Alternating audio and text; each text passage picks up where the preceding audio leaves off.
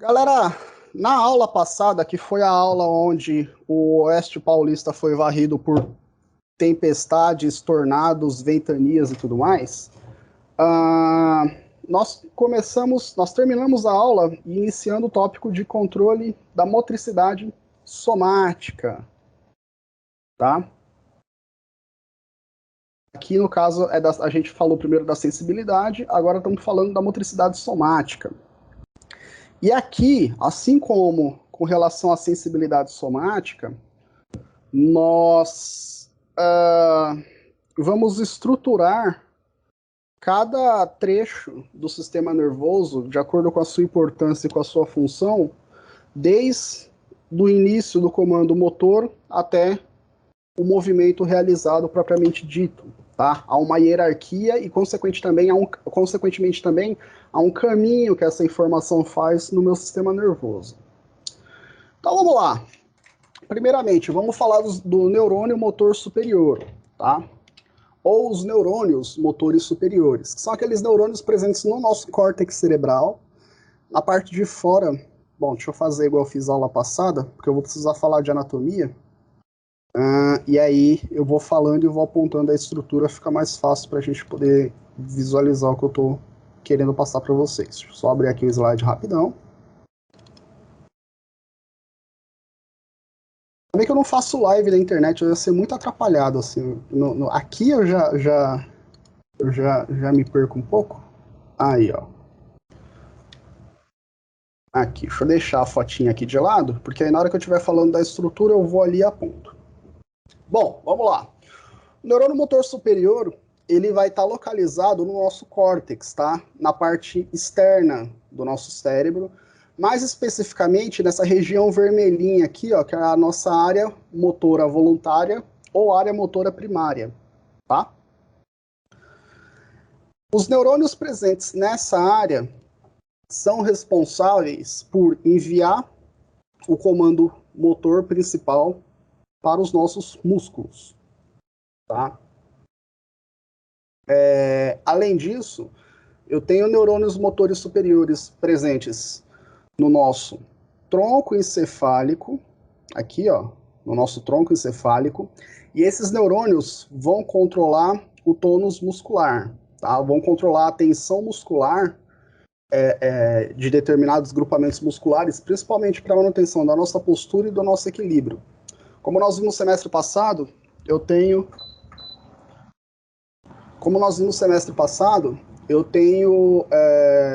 músculos chamados músculos dinâmicos, que são os músculos responsáveis pela realização do nosso movimento, e músculos estáticos, que são músculos responsáveis por manter a nossa postura corporal ou manter o nosso equilíbrio, propriamente dito, tá? Então, os neurônios motores superiores estarão localizados no córtex e localizados no nosso tronco e serão responsáveis, respectivamente, pelo comando motor proveniente do córtex e pelo ajuste do tônus muscular no tronco, tá? Quer dizer, a ação do tronco vai gerar o ajuste muscular, o ajuste do tônus muscular, para manter a nossa postura e para manter o nosso equilíbrio, tá? Eu tenho os neurônios do chamado núcleo do conjunto de estruturas chamadas núcleos da base, tá? O que são os núcleos da base? São um conjunto de estruturas localizadas no diencéfalo e parte do telencéfalo, aqui na região central, e essas células nervosas, ou esses neurônios, eles fornecem informações a respeito de movimentos anteriormente feitos para a área motora primária, tá? O que acontece? Essa região dos núcleos da base ajuda no armazenamento da sensibilidade previamente percebida e da motricidade previamente realizada, dos movimentos previamente realizados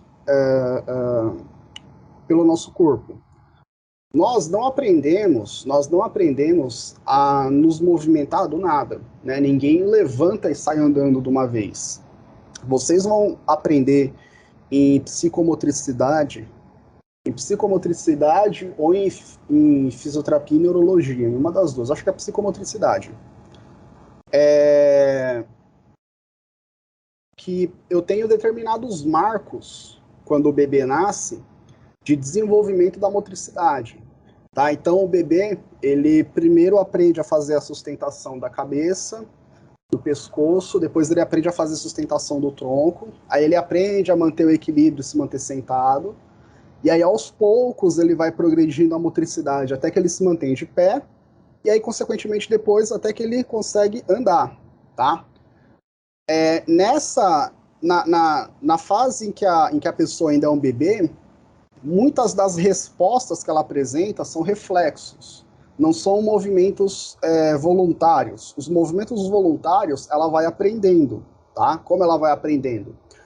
A sustentar, por exemplo, a nossa cabeça no tronco, é um movimento em que ela realiza em um determinado momento. Todos os movimentos realizados pela área motora voluntária serão previamente armazenados nos núcleos da base, tá? Então, o movimento que ela faz da cabeça, por exemplo, nos núcleos da base aprendem, vão aperfeiçoando até que ela consegue sustentar o pescoço. Ela está deitada, ela consegue sustentar o pescoço, né? E a partir daí ela consegue, mudando a postura, até que num determinado momento ela passa a ter equilíbrio o suficiente para poder controlar o tônus e a contração dos músculos da região do tronco e do pescoço e manter o equilíbrio sentada. Tá? Passa mais o tempo, ela vai aprendendo a fazer movimentos e ela vai regulando o tônus do corpo para que ela possa se manter de pé. Mas como que ela vai regulando o tônus do corpo? Todo movimento que ela faz, que ela percebe que ela fez, os núcleos da base vão armazenando esse movimento. Vão armazenando e vão ajudando no aperfeiçoamento desse movimento. Tá? Então toda a nossa motricidade ela é aperfeiçoada. A nossa marcha, né, o nosso caminhar, saúde, foi um movimento aperfeiçoado ao longo do tempo. Nós aprendemos a nos colocar de pé, aprendemos a colocar um pé na frente do outro e a gente foi aperfeiçoando esse movimento até que a gente começou a correr, até que a gente começou a fazer o que a gente quisesse, se locomover do ponto A ao ponto B. Dançar, já na fase... dançar você pode aprender a dançar quando você é criança, adolescente, na fase adulta, dependendo. Mas quando eu vou dançar, eu aprendo movimentos novos, eu visualizo o movimento, tento realizar o movimento, e aí conforme eu vou corrigindo e aperfeiçoando lá o movimento da minha dança, da dancinha do TikTok, o que quer que seja, essa informação vai sendo guardada nos núcleos nos neurônios do núcleo da base. Tá? Então, as células ou as estruturas do núcleo da base serão fundamentais para auxiliar na realização do movimento, principalmente fornecendo informações acerca de movimento previamente aprendidos para o seu aperfeiçoamento posterior, tá? Aí, além de... aí só um detalhe que eu vou colocar, essas células, junto do córtex motor e do tronco cerebral, ela contribui para iniciar e terminar os movimentos realizados, suprimir movimentos indesejados e estabelecer uma quantidade de tônus muscular normal. Como eu falei para vocês anteriormente, o nosso músculo ele tem uma tensão normal prévia, tá? Que é o nosso tônus muscular. O ajuste desse tônus, né, para que eu possa manter a minha postura, seja aumentar ou diminuir o tônus, ele é realizado, ele é aprendido e é aperfeiçoado por ação das células do núcleo da base, tá? Ou dos núcleos da base. Aí, mais para frente na disciplina, como eu falei anteriormente, eu tenho diversas estruturas, o globo pálido, o tâmen, o próprio tálamo, e eu vou destacar a função de cada uma dessas estruturas, tá? Mas esse conjunto de estruturas vai auxiliar na realização dos nossos movimentos. Vai pegar a informação prévia dos movimentos, passar para a área motora e vai ajudar no início e no fim dos movimentos e a suprimir movimentos indesejados, tá? Que é aquele exemplo que eu sempre dou quando a gente vai falar de movimento. Tem diversas formas de eu fazer um determinado movimento. Diversas formas. O meu corpo vai optar pela maneira mais prática de fazer aquele movimento. E aí entendam, maneira mais rápida, mais simples e gastando menos energia possível. Tá? Então, eu tenho diversas possibilidades para acender a minha luz. Mas o meu cérebro já aprendeu que se eu fizer uma leve abdução, supondo que o interruptor está aqui na parede, fizer uma leve abdução de ombro, flexão de cotovelo, eu consigo tocar o interruptor e consigo acender a minha luz. Mas isso depois de eu aperfeiçoar muito esse movimento. Tá? Junto dos núcleos da base, eu teria a função também dos neurônios, ou eu teria a atuação dos neurônios cerebelares, tá? Como eu falei para vocês anteriormente, toda informação proprioceptiva dos nossos proprioceptores, antes de chegar na área sensitiva, na área somatosensorial primária do nosso cérebro, que é a primeira área sensitiva do nosso córtex, essa informação passa pelo cerebelo. O cerebelo, o comando motor, ele sai da área motora voluntária, passa pelos núcleos da base e passa pelo cerebelo. Os núcleos da base refinam com a melhor informação armazenada atualmente, da melhor forma de fazer um determinado movimento. O cerebelo pega essa informação da melhor forma de fazer aquele movimento e estabelece como o movimento a ser realizado, tá? E o cerebelo também acompanha se o movimento atual realizado está de acordo com o movimento que foi solicitado anteriormente. Então o cerebelo, como eu sempre aponto nas nossas aulas, ele é aquele guardinha que está segurança, que está com vários monitores abertos na sua frente, com várias câmeras avaliando, no caso do segurança, fazendo o monitoramento de um determinado local, o monitoramento de um prédio, o monitoramento de uma sala. O cerebelo, ele vai estar com esse painel na frente dele, só que esse painel, na verdade, vai ser composto de informação proprioceptiva e ele vai estar acompanhando como está o movimento dos braços, como está o movimento das pernas, como está a posição do tronco, como está a posição da cabeça. E ele contribui para ajustar esse movimento em tempo real. Se o movimento estiver sendo feito de maneira errada daquilo que os núcleos da base passaram para ele, ele vai auxiliar para a correção desse movimento, informando os núcleos da base de volta, informando a área motora voluntária sobre como o movimento deveria ser feito. Aí o comando motor muda, os núcleos da base atualizam o comando motor, passa para o cerebelo passa a monitorar esse movimento corrigido. É o cerebelo que contribui para que nós possamos aperfeiçoar efetivamente os nossos movimentos.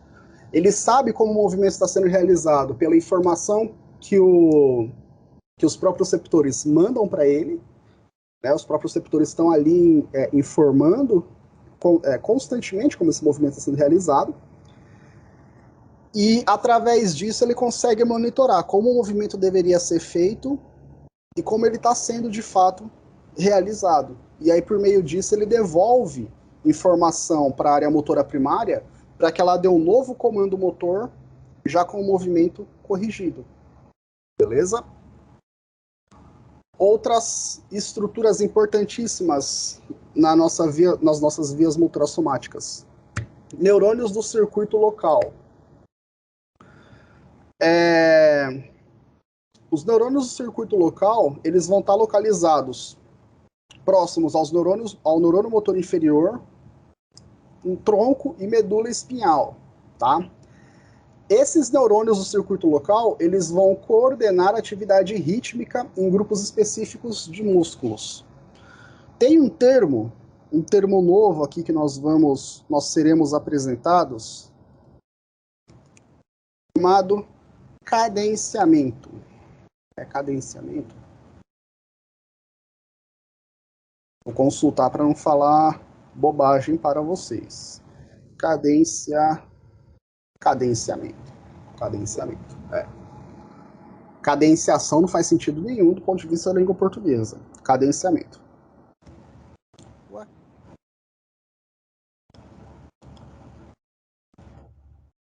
O Windows está louco. Cadenciamento. Quando eu falo que um movimento ele está sendo cadenciado, em termos gerais, significa que o movimento está sendo realizado de maneira coordenada, tá? E essa maneira coordenada, entendam, eu estou previamente ordenando e organizando músculos contraem e também os músculos que relaxam, tá? Como eu falei anteriormente para vocês, eu tenho grupos musculares chamados agonistas, que são os músculos responsáveis ou grupos musculares responsáveis pela realização de um movimento, e eu tenho os músculos antagonistas, que são os músculos que vão dar suporte para o movimento. A função deles não é aquele movimento, muitas vezes é um movimento contrário, mas eles vão dar suporte. Eles podem neutralizar, tá? Ou frear um determinado movimento, para que o movimento não seja feito de maneira errada, de maneira brusca, e para que ele não prejudique as estruturas motoras envolvidas, tá? Então, quando eu falo em fazer um movimento, eu falo que um determinado grupo muscular vai contrair e outro grupo muscular vai relaxar, a priori. Ou então, eu falo em ajuste de tônus. Se eu estou falando de posição, eu falo que um determinado grupo muscular vai ter um tônus mais forte e um determinado grupo muscular vai ter um tônus mais fraco. Tá? Alguns músculos estarão mais tensos e outros estarão menos tensos, mais relaxados.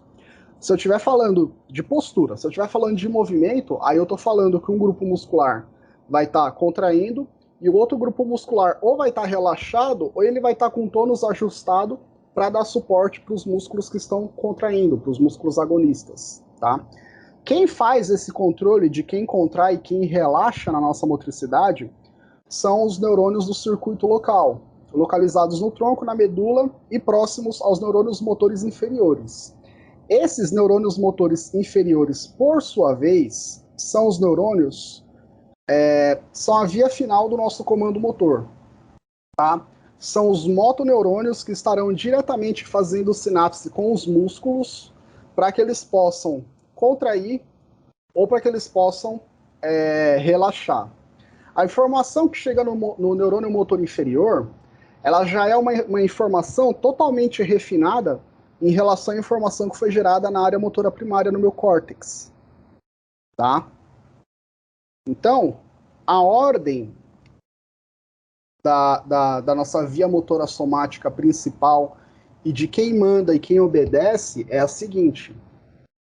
Os neurônios motores superiores, eles podem estar presentes no córtex motor, nos centros do tronco encefálico, nos neurônios do circuito local e nas vias motoras, os neurônios motores inferiores, eles vão coordenar a ação dos centros motores do tronco encefálico, neurônios do circuito local e neurônios motores inferiores, tá?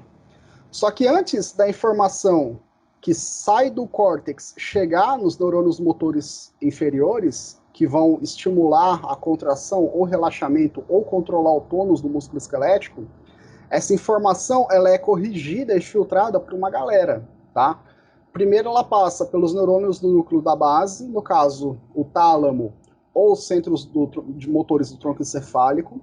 Essas estruturas pegam informações prévias da minha motricidade, de movimentos que eu fiz anteriormente, tá? Porque assim, como eu falei para vocês, o nosso córtex, ele não passa uma informação precisa do que é para fazer. Ele só fala, corre. Ou então ele só fala, ergue o braço. Ele faz isso. Quem vai falar quais músculos estão envolvidos nesse movimento, até onde é para levantar o braço. Quem vai falar tudo isso é o tálamo. com base em movimentos que eu fiz previamente que estão armazenados no meu tálamo, tá? O tálamo recebe a ordem do movimento e repassa para o cerebelo. Aí sim, fala para o cerebelo, ó cerebelo, é para correr começando a movimentar a perna direita. Então você começa fazendo flexão de quadril e de joelho direito e apoia o corpo na perna esquerda, tá? É para começar a correr dessa forma, beleza? Tálamo e o tálamo não, perdão. Oh meu Deus, cerebelo. O tálamo chega pro cerebelo e fala, ó, é para começar a correr primeiro mexendo a perna direita, depois a perna esquerda, beleza? O cerebelo fala, beleza. Quando o comando motor passa do cerebelo, o cerebelo está monitorando os proprioceptores nos músculos, nos ossos, nas articulações, para confirmar se de fato, na hora de começar a correr, quem vai se movimentar primeiro é a perna direita. E enquanto a perna direita se movimenta, a gente não pode flutuar no ar, né? E a gente tem que manter o equilíbrio, senão a gente cai. Onde a gente mantém o equilíbrio? Na perna esquerda. Deixa eu pegar um GIF aqui de motricidade. Motricidade.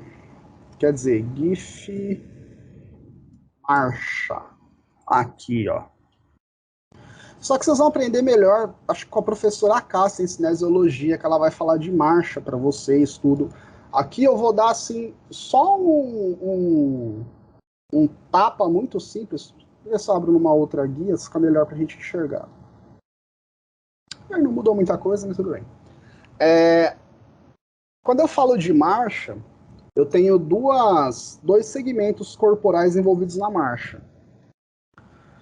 A divisão locomotora, composta pelos meus membros inferiores e quadril, e passageira, tá? Que aí no caso é com relação ao tronco, cabeça, tronco e membros superiores. A ideia na marcha, na nossa caminhada, é que as pernas possam fazer movimentos e transportar o restante do meu corpo junto consigo, tá? Na marcha, eu terei duas fases principais. A fase de balanço, que é quando eu movimento a minha perna adiante, e a fase de apoio, né? Então, na marcha, eu tô aqui parado. Quando eu começo a marcha, uma perna eu vou movimentar adiante e a outra fica parada para quê? Para apoiar meu corpo, senão eu caio. Se eu tentar movimentar as duas pernas para frente, eu tô pulando, tá? Então eu terei a fase de balanço, que vai ser em um dos membros inferiores, e a fase de apoio, tá? Quando o membro inferior termina a fase de balanço e apoia o pé no chão, aí eles trocam de função. Aí o membro inferior que fez o balanço passa a fazer o apoio e o outro membro inferior faz o balanço. Tá? É assim que funciona a minha marcha. Apoio e balanço. Apoio e balanço. Tá? Então primeiro eu tenho o balanço de uma perna e o apoio da outra. Depois elas trocam de função. A perna que balançou para, faz o apoio, e a outra faz o balanço, que seria o nosso passo, tá? Que seria o passo que a gente dá. E aí, aqui, ó, vocês estão vendo no GIF os principais músculos envolvidos na nossa marcha. E os músculos em verde são os músculos que estão contraindo, seja para fazer o apoio, seja para fazer o balanço, tá? Então percebam que os músculos que estão em vermelho são os músculos que vão estar relaxados, que vão estar parados, e os que estão em verde vão ser os músculos que vão contrair para fazer o movimento da marcha. Primeiro, o cadenciamento é justamente essa combinação de quais músculos contraem, quais músculos relaxam durante qualquer movimento, não só a marcha, durante qualquer movimento, tá?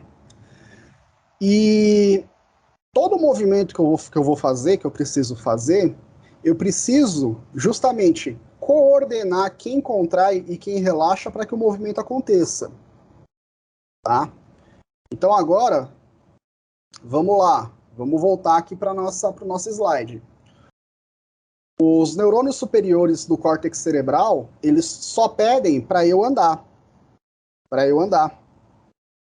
O tálamo, ele tem a informação prévia de como eu andei anteriormente, como que eu caminhei anteriormente. Ele passa essa informação para o cerebelo, e o cerebelo fica responsável de pegar o jeito que eu preciso andar e comparar com o jeito que eu estou andando atualmente. Porque se eu estiver fazendo um movimento de maneira diferente, eu preciso repassar essa informação para a área motora do meu córtex, para que ela dê um novo comando motor para que eu possa corrigir esse movimento. Tá?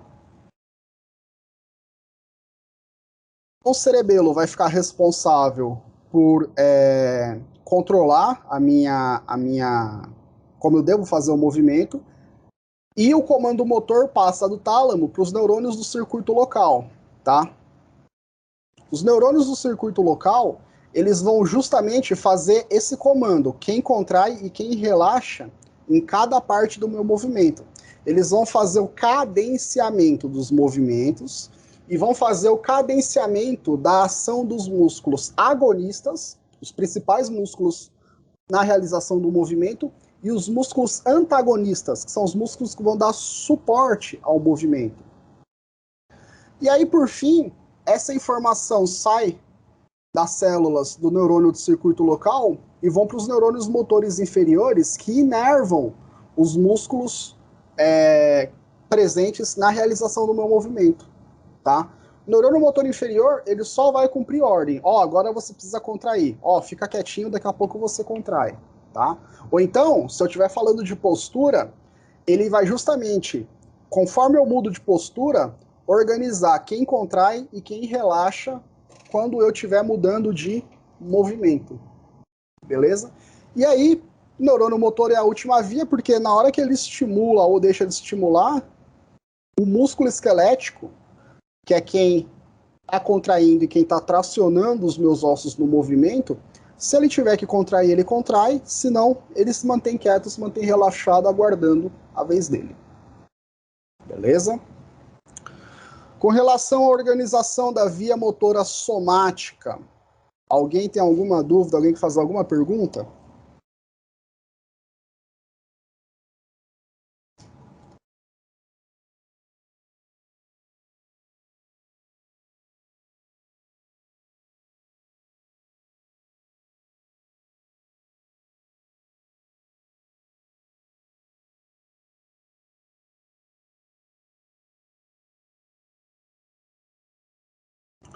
Ô, gente, desculpa a minha falta de sensibilidade, mas eu acabei nem perguntando. E a prova, sexta-feira, como é que tava?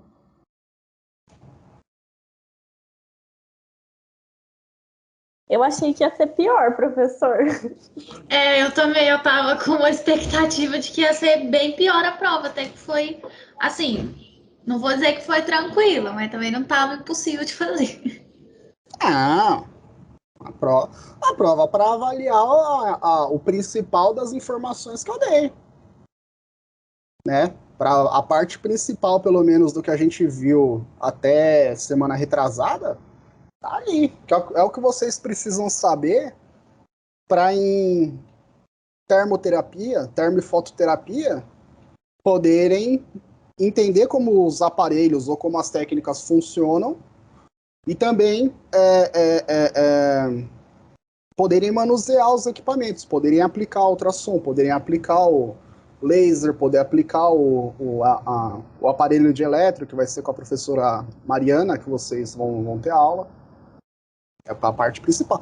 É aquilo que eu falei para vocês. A disciplina, ela, quer queira ou não, ela pega aspectos da física e aplica sobre tecidos biológicos, sobre células célula de um modo geral, mas tem toda uma parte física por trás. E aí o que eu quero, o principal que eu espero de vocês é que vocês entendam os conceitos, entendam como as coisas funcionam. A gente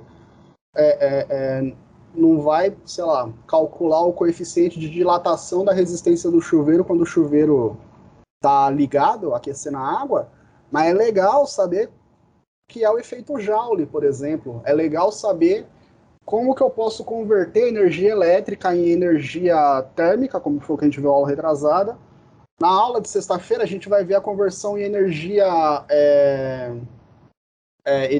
luminosa, a conversão de energia química em energia elétrica, sabe? Aí isso é legal a gente ter em mente, para na hora que eu estiver lá aplicando, por exemplo, o TENS, eu sei que aquele tipo de corrente, ela tem um comportamento no tecido, vai gerar aquele determinado efeito.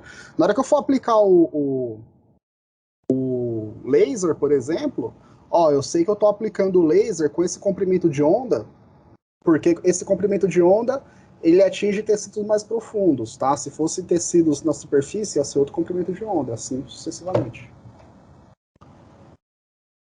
Puta, quando eu fiz o primeiro ano, eu fiz com o professor de física mesmo. Mano, era tenso ter que fazer cálculo. Nossa, tanto que eu lembro que, meu, acho que a P1 eu tirei acho que 3 ou 4. Que era só biomecânica, era cálculo de aceleração, momento. Nossa, mano, era terrível, terrível. Aí a P2 já caiu com um mestrando que era fisioterapeuta, aí ele pegou uma linha parecida, aí a gente entendeu melhor o assunto, porque isso é louco, cara.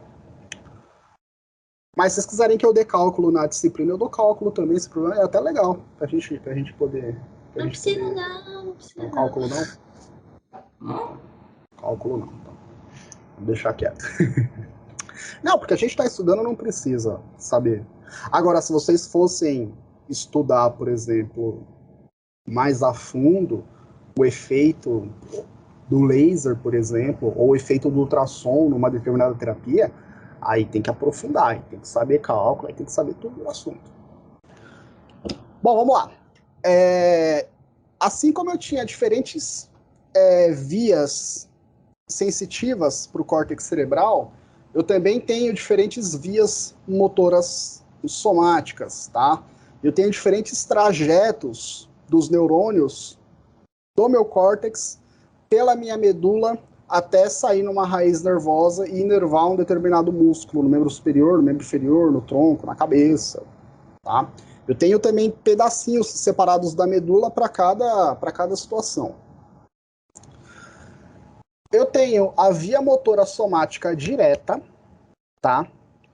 Que fornece informação motora para os neurônios motores inferiores, tá? Por axônios que por axônios que partem diretamente do córtex, passam por todas as estruturas do sistema nervoso central e terminam no neurônio motor inferior que vai inervar o meu músculo, tá? E eu tenho a via motora somática indireta, que também fornece informação motora para os neurônios motores inferiores, só que aqui os axônios não partem do córtex, partem dos centros motores no tronco encefálico, tá? E aí ambas as vias são importantes para que eu possa fazer o meu movimento. Então eu tenho a via direta que parte do córtex até o neurônio motor inferior, e a via indireta que parte dos neurônios do tronco e da medula para os neurônios motores inferiores, tá? Vamos ver o que cada via faz, o que cada via é responsável.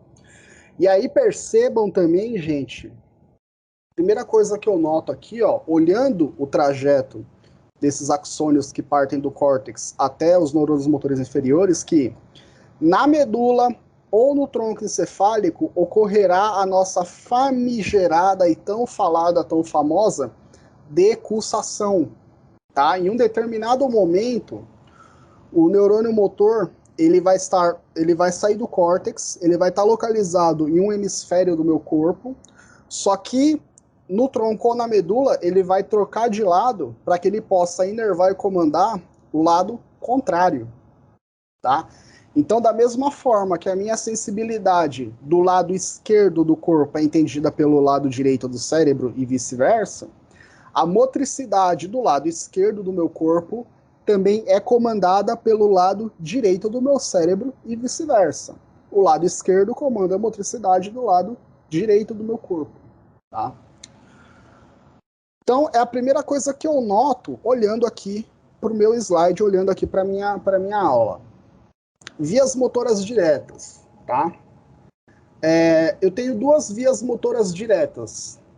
As vias córtico-espinhais e córtico-nucleares, tá? Elas partem do córtex cerebral,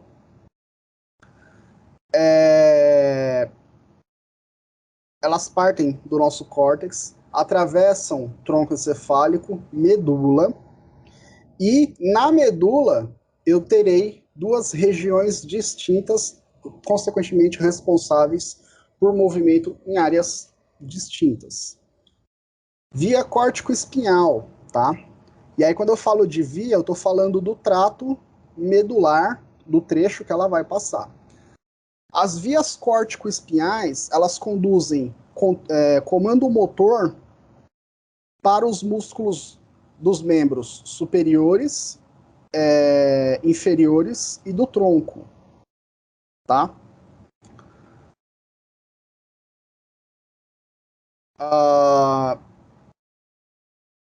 Como eu falei anteriormente, ocorre a decussação dos neurônios motores que saem do córtex. E essa decussação aqui, nesse caso, ela já acontece no tronco motor encefálico.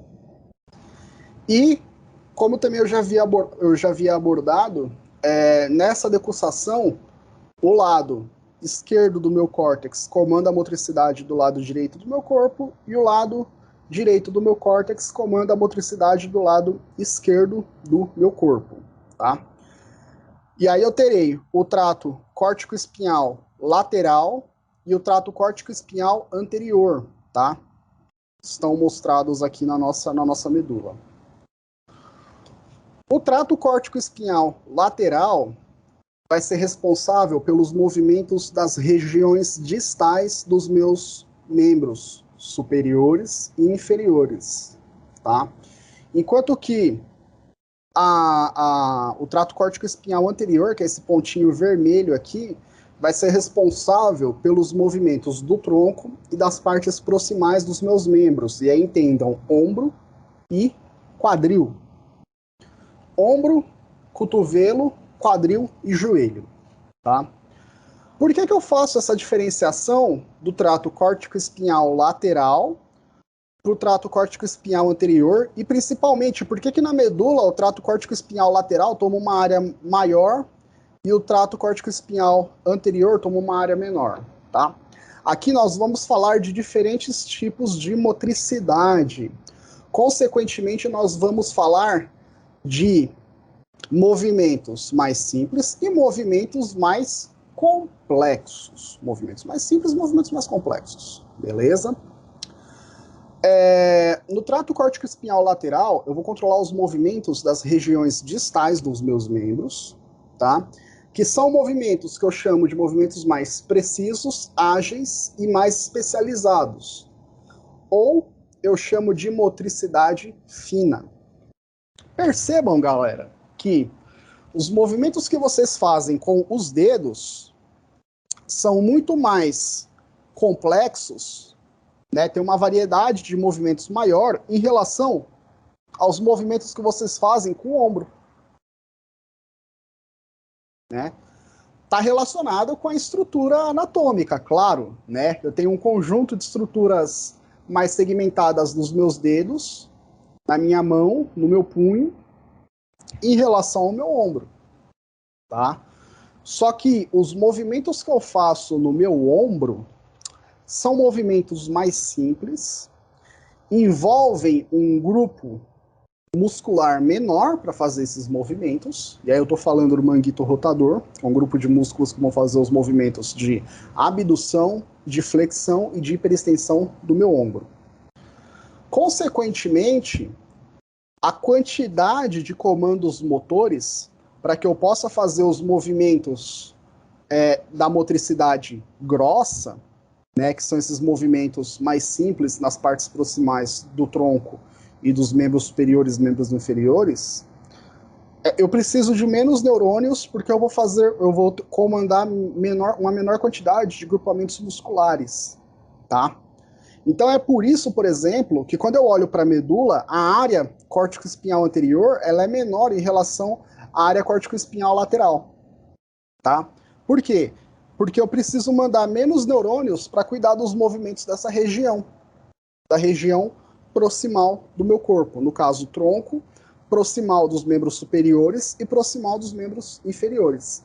Agora, quando eu vou analisar os movimentos realizados nas regiões distais do meu corpo, eu percebo que, primeiramente, eu tenho mais segmentos corporais a serem movimentados, né? Eu tenho, se vocês forem olhar a anatomia óssea da mão, eu tenho bem mais ossos presentes na minha mão. E se vocês forem olhar para a anatomia muscular da mão, eu tenho bem mais músculos para controlar os movimentos de flexão e de extensão dos meus dedos, das minhas falanges, do meu punho, tá? Inclinação lateral. Então, eu tenho mais músculos para controlar mais segmentos ósseos na minha mão.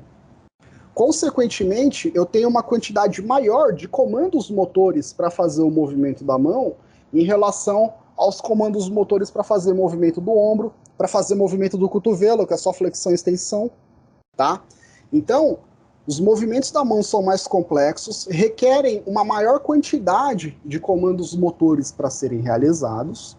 Consequentemente, eu estou falando de muito mais neurônios motores inferiores para que eu possa comandar, para que eu possa fazer movimentos distintos na minha mão, tá?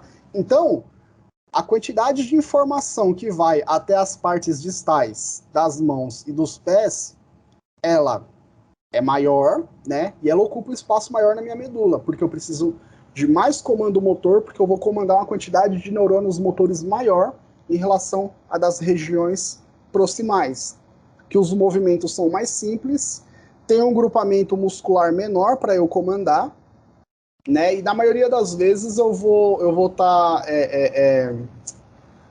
estar combinando tanto movimentos propriamente ditos, a ação de músculos dinâmicos, quanto a ação de músculos estáticos para manutenção da postura. Por exemplo, tronco, eu tenho flexão, extensão, inclinação lateral do meu tronco, rotação do meu tronco, normal, tá? Mas na maioria das vezes, eu não fico o tempo inteiro rodando e mexendo, eu fico parado, eu pelo menos. Eu mexo mais membro superior e membro inferior, né? Dependendo agora trabalhando, aqui sentado no computador, eu vou mexer muito mais os dedos, digitando, mexendo no mouse. Então, a quantidade de neurônios para controlar os movimentos das partes proximais do membro superior do tronco é menor. A quantidade de movimentos que eu vou realizar também é menor. Então eu não preciso de tantos neurônios partindo do córtex para controlar o movimento nessas regiões. Eu posso mandar uma quantidade menor de neurônios do córtex para essa região para controlar o movimento delas. Agora, com relação às partes distrais das mãos, no caso do membro superior, no caso mão, e membro inferior, o pé, eu faço movimentos mais complexos. E, consequentemente, eu preciso de mais neurônios comandando essas regiões. Tá? Então, o trato córtico-espinhal lateral é uma via motora direta responsável pelos movimentos das partes distais de membro superior e membro inferior. E o trato córtico-espinhal anterior é uma via motora direta responsável pelo movimento do tronco e das partes proximais de membro superior e membro inferior. E quando eu falo, isso a gente vai aprender ano que vem no começo em biomecânica, mas quando eu falo de proximal, eu falo do que está mais perto do tronco. Quando eu falo de distal, eu falo do que está mais longe do tronco. Tá? Além disso, nós falamos do trato córtico-espinhal anterior, lateral. Eu tenho também a via córtico-nuclear, tá? Que também também vem diretamente do meu córtex, traz uma informação direta. Só que percebam que aqui eu falei de movimento de membro superior, membro inferior e tronco. Mas a minha cabeça faz movimento para um senhor caramba. A minha cabeça tem um movimento da língua se movimenta pra caramba para eu poder falar. Tem movimento dos meus lábios, tem movimento da minha boca, mexendo o maxilar para cima e para baixo. tem movimento dos meus olhos, tem movimentos de alguns músculos da minha face que vão dar a minha expressão facial. Então eu tenho movimento pra caramba na minha face, tá? Então a via córtico-nuclear, ela vai ser responsável pelos movimentos voluntários, e aí entendam, pela motricidade fina exclusivamente dos olhos, da língua, do pescoço, responsável pela nossa mastigação, pela nossa expressão facial e pela nossa fala. Como nós comentamos no sistema digestivo, para que eu possa falar, eu preciso primeiramente estar respirando, e nesse caso estar fazendo expiração, mandando ar para fora das minhas vias respiratórias, tá? E eu preciso da abertura das minhas cordas vocais, abrindo a minha glote para a passagem do ar, e mediante a quantidade de ar que passa e o quanto vibram as minhas cordas vocais, tem a entonação da minha voz, tá? Aqui a gente está falando só de liberar a voz. Quem vai cuidar de como a voz sai, e principalmente quem vai cuidar da motricidade para que eu possa articular as palavras que eu vou falar, são a língua. Quando a gente está falando, a gente não percebe, mas a língua fica o tempo todo subindo e descendo na nossa boca. Sobe, desce, sobe, desce, sobe, desce. E os lábios. Tá? Então, só para falar, eu já tenho uma motricidade fina extremamente complexa. Extremamente complexa. Tá? Quando a gente vai beijar também outra pessoa, envolve o movimento da língua. E a língua se mexe pra caramba no beijo. É uma motricidade também complexa, uma motricidade fina. Diferente, por exemplo, dos músculos da motricidade grossa de ombro, por exemplo, que ele só contrai ou relaxa, o músculo da língua contrai, relaxa, ajusta o tônus para fazer movimentos diferentes do mesmo músculo. Principalmente para articular a nossa fala, tá?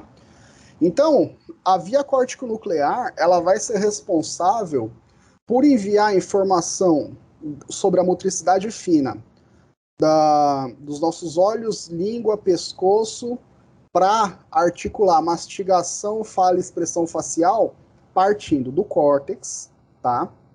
Seguindo, passando pelos núcleos da base, e indo em direção aos nervos cranianos, que são aqueles nervos que eu já falei que aqui a gente não vai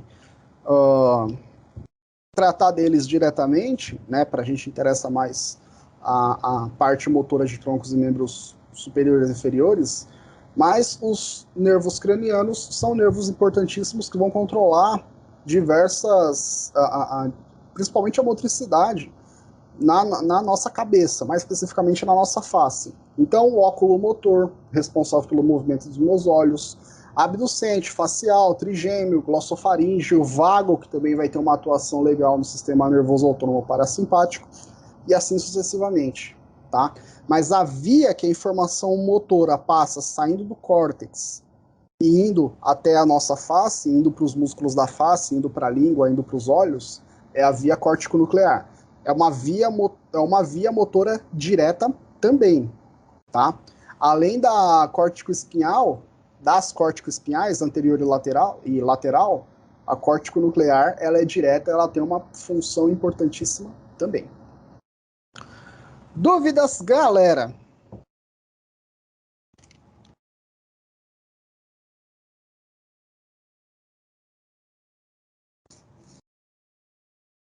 Aí chega no fim do ano, o pessoal não quer perguntar mais nada, cara. O pessoal tá numa mistura de cansaço, com complexidade do assunto.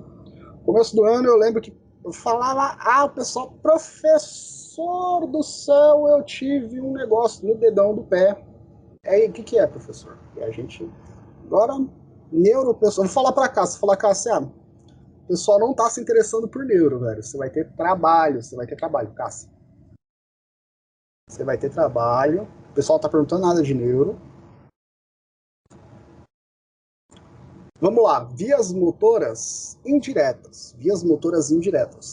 Como eu falei para vocês, as vias motoras diretas são as vias motoras que partem diretamente do córtex. As vias motoras indiretas não saem do córtex. Elas vão sair da medula ou do tronco encefálico, tá? E aí eu vou chamar ou de vias motoras diretas ou de vias motoras extrapiramidais, tá? E aí eu tenho diversos segmentos das minhas vias motoras. Trato teto espinhal, rubro espinal, retículo espinhal anterior, retículo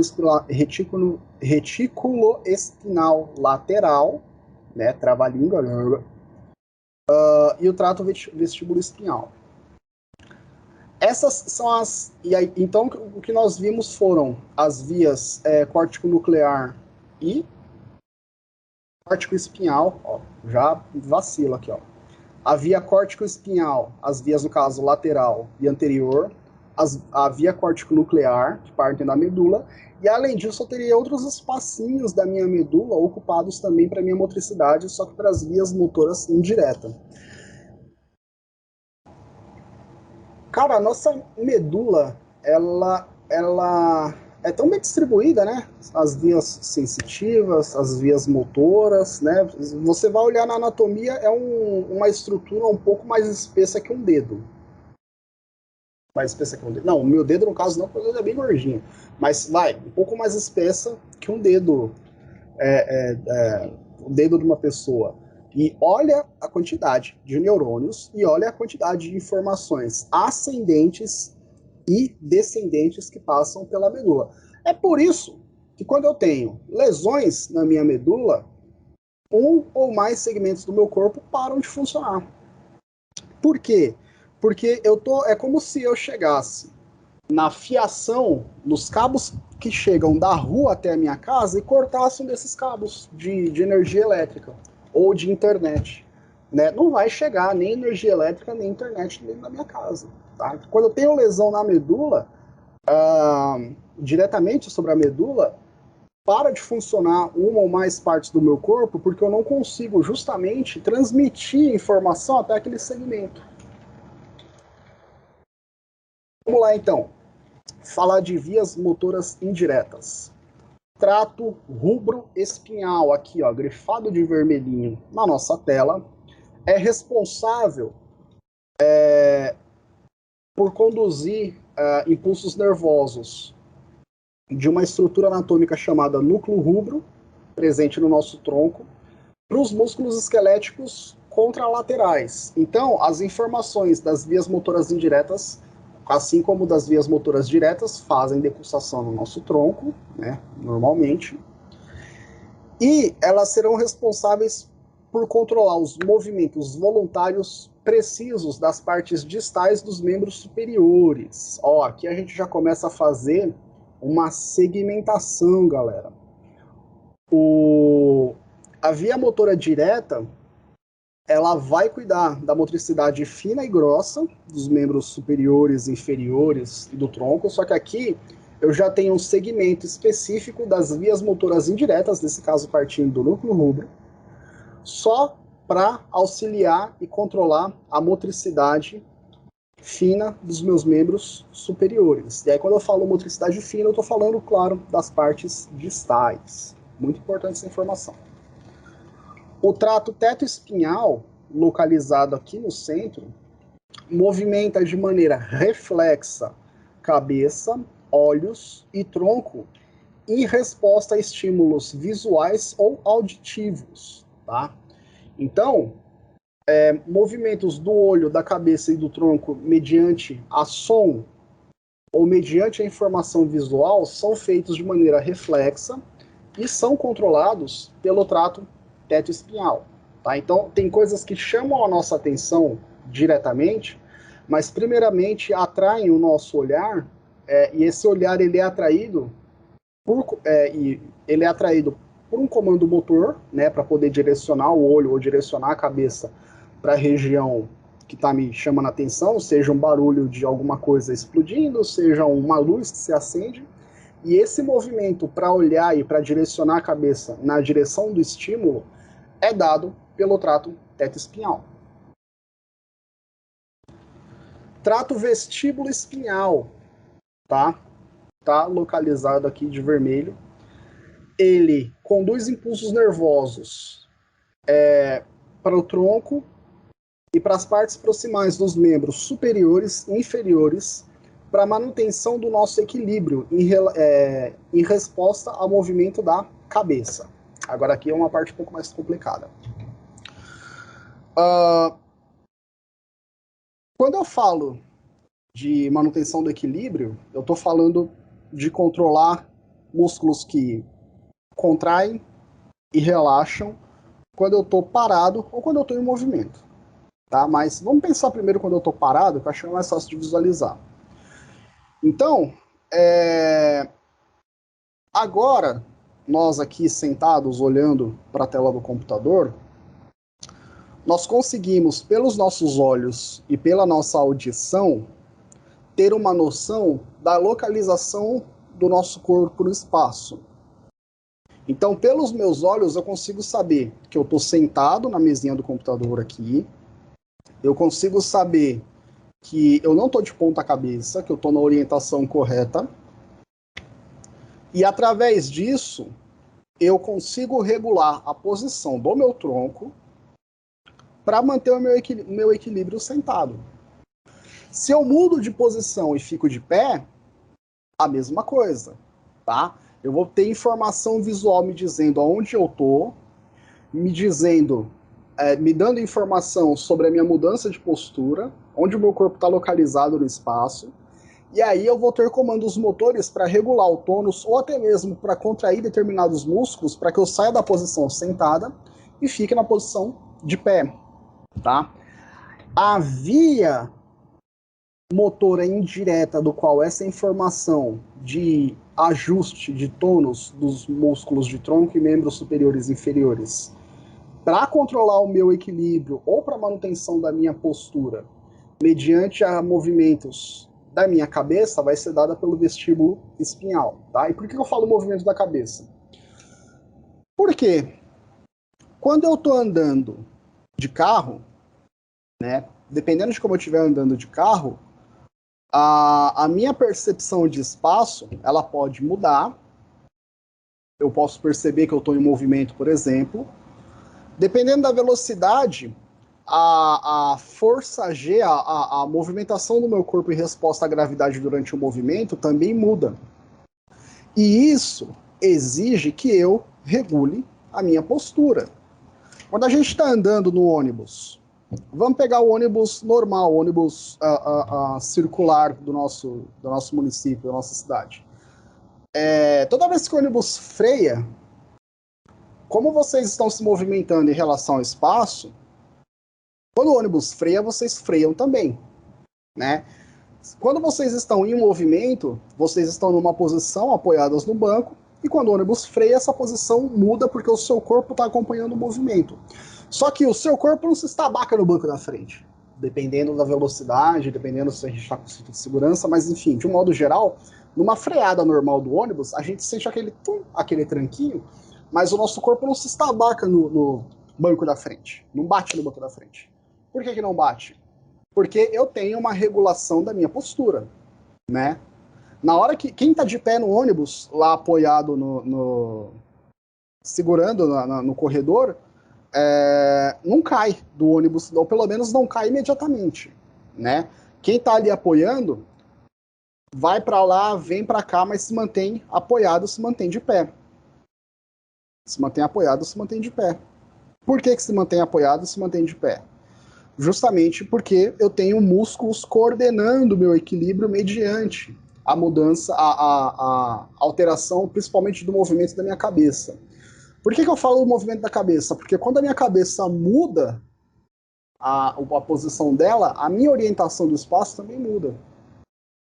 Se a minha cabeça agora virar, eu ficar de ponta cabeça, os meus olhos vão precisar fazer esforço para informar meu cérebro que a minha posição mudou no espaço, para que eu possa me reorientar e, acima de tudo, para que eu possa mexer no meu equilíbrio, para que eu possa manter a minha postura, manter a minha posição. Beleza? Só que isso a gente vai falar melhor na ação do sistema vestibular, que é um sistema no nosso aparelho auditivo responsável justamente para me dar informação acerca da manutenção do meu equilíbrio quando eu tiver movimento da minha cabeça. Mas quem vai fazer o comando motor para regular minha postura quando a minha cabeça se mexer é o meu córtex, é a minha medula ou o meu tronco. E da medula e do tronco partirão informações pelo trato vestíbulo espinhal, aqui na medula. Os tratos retículo espinhais anterior e lateral, eles também conduzem impulsos nervosos para os músculos esqueléticos do tronco e de partes proximais dos membros para a manutenção da postura, da regulação do tônus em resposta ao movimento corporal em andamento, tá? Então, o trato vestíbulo espinhal, ele vai me dar informações ele vai ajudar na manutenção do meu equilíbrio corporal mediante o movimento da minha cabeça. E os tratos retículo espinhal anterior e lateral é por onde vai passar a informação do tronco e da medula para a manutenção do meu tônus muscular, para regular meu tônus muscular, quando eu estou me movimentando ou quando eu estou parado. E aí, regulação do tônus nos músculos proximais dos membros superiores, proximais dos membros inferiores e do tronco. Beleza? E aqui, galera, uma questão que eu chamo a atenção, por exemplo, trato rubro-espinhal e teto espinhal irão conduzir informações contralaterais. Trato vestíbulo espinhal e retículo espinhal anterior e lateral conduzirão informações ipsilaterais, tá? Então, essas duas regiões conduzirão informações para controlar o tônus e manter na nossa postura o equilíbrio do mesmo lado do corpo, tá? Então, o trato retículo lateral e vestíbulo espinhal, por exemplo, do lado esquerdo da minha medula, vão atuar para controlar, respectivamente, manutenção do tônus e equilíbrio em resposta ao movimento da cabeça ou durante a minha posição ou meu movimento atual dos músculos do lado ipsilateral, do mesmo lado do corpo, tá? Então, o trato retículo lateral e vestíbulo espinhal, por exemplo, esquerdo, controlam manutenção de tônus e postura do lado esquerdo do meu corpo. Quer dizer, essa informação passa pelo lado esquerdo do meu corpo.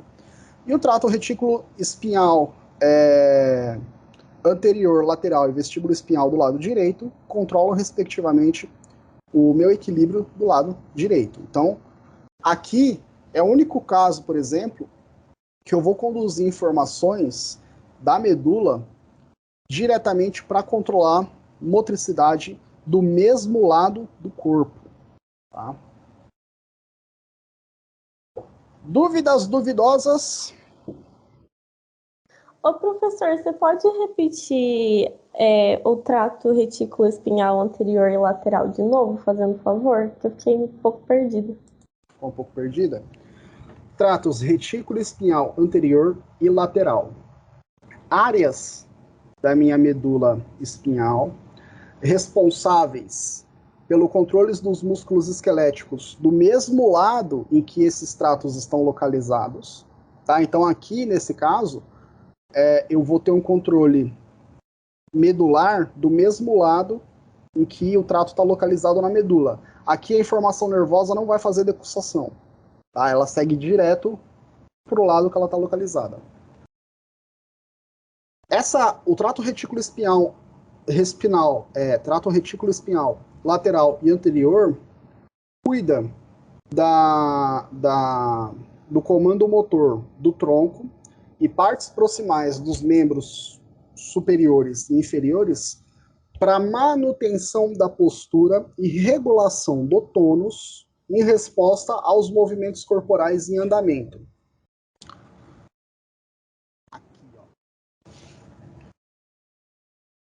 Quando eu estou andando, vou pegar o movimento da marcha, que eu acho que é mais palpável. Quando eu estou andando, como eu falei para vocês anteriormente, eu tenho uma fase da marcha que a minha perna direita ela vai só apoiar o peso do meu corpo, que é a fase de apoio, e tem uma fase da marcha que a minha perna direita ela vai balançar, que é a fase de balanço, que é quando eu dou o passo, certo? O movimento da marcha, exclusivamente, ele é feito pelos membros inferiores e pelo quadril. tá? Só que quando eu tô andando, perceba que a minha coluna ela fica reta, parada. Ela não fica balançando para frente e para trás, inclinando dos lados. Ela fica reta, parada. Ela fica reta, parada, porque eu tenho músculos posturais no meu tronco para contrair ou para relaxar. E aí é por isso que eu falo o ajuste do tônus, né? Porque ele pode contrair, aumentar ou diminuir a tensão prévia mediante a minha postura, para que eu possa manter a minha postura ereta. Né? Então, quando eu estou andando, eu mantenho a minha postura ereta, porque eu tenho músculos do tronco contraindo, enquanto a minha perna balança para que eu não caia, para que eu não movimente meu tronco, para que o equilíbrio caia. Tá? Então, quando eu falo de controle, de manutenção da postura durante a realização do movimento, eu estou falando disso. Eu estou falando de... Aqui eu estou dando o exemplo do tronco, porque na marcha o tronco ele não se movimenta tanto.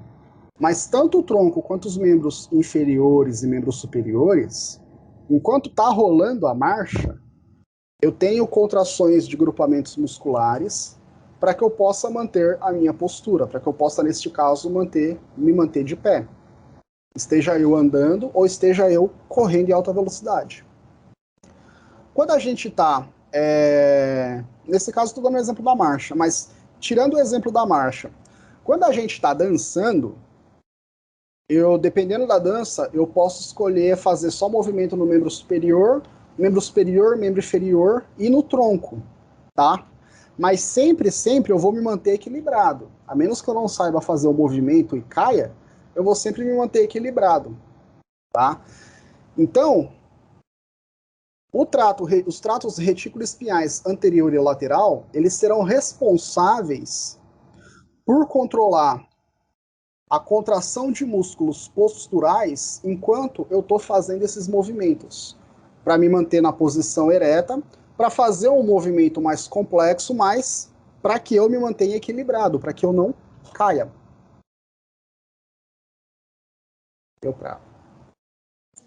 Entendi, professor. Obrigada. Nozes. O que mais, galera?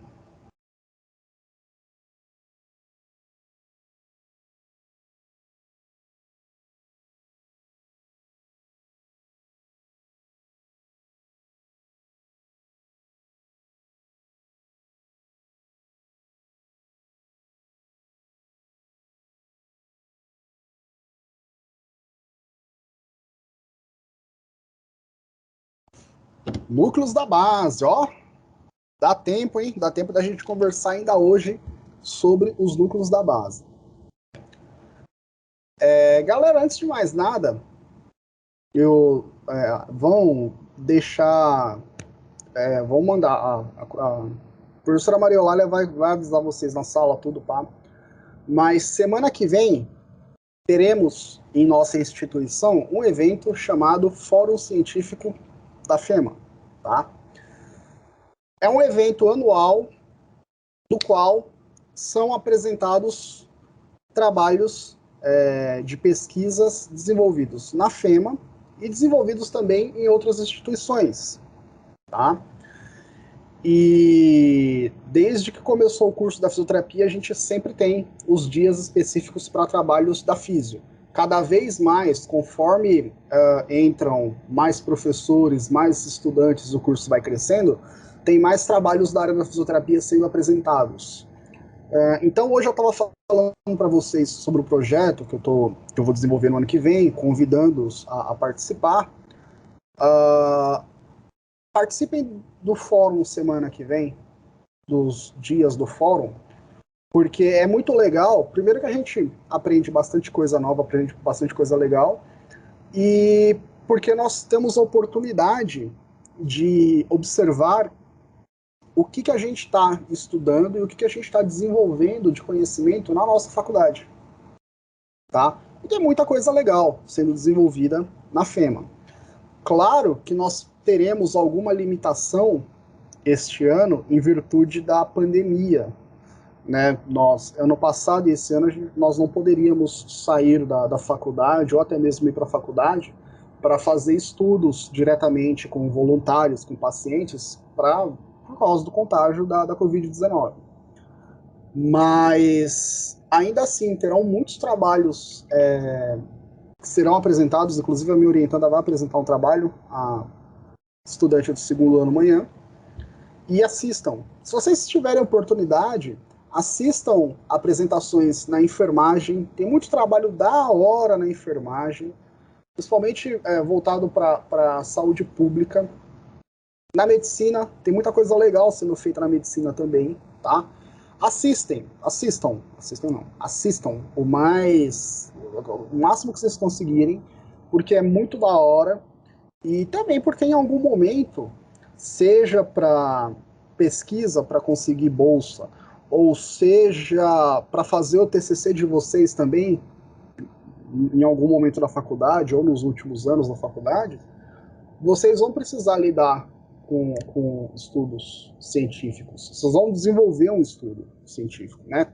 Como vocês vão ver com o professor João Henrique, eu posso fazer diversos tipos de estudos, diferentes formas, mas vocês vão lidar com isso, com esse tipo de informação, em algum momento para fazer o TCC, ou quem se interessar pela área acadêmica, né, para trabalhar com isso, enfim.